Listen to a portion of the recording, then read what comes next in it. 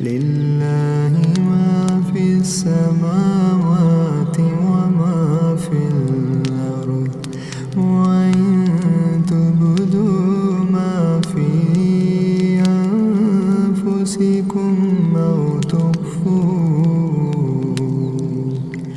أو تخفوه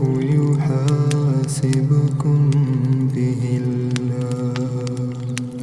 فيغفر لمن يشاء ويعذب من يشاء والله على كل شيء قدير. آمن الرسول بما أنزل إليه من ربه والمؤمنون كل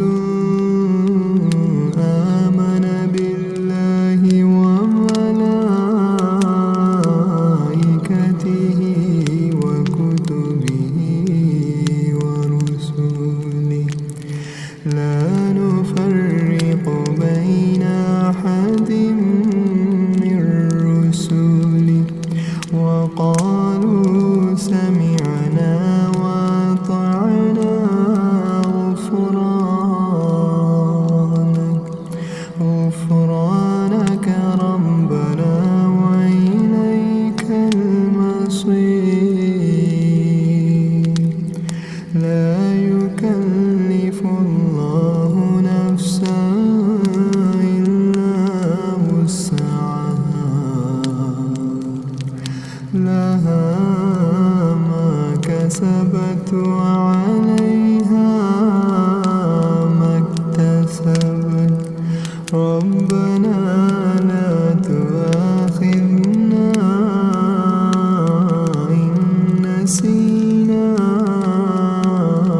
أو أخطأنا ربنا ولا تحمل علينا إصرا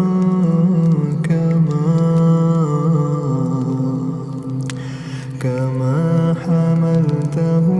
على الذين من قبلنا ربنا ولا تحملنا ما لا طاقة لنا به واعف عنا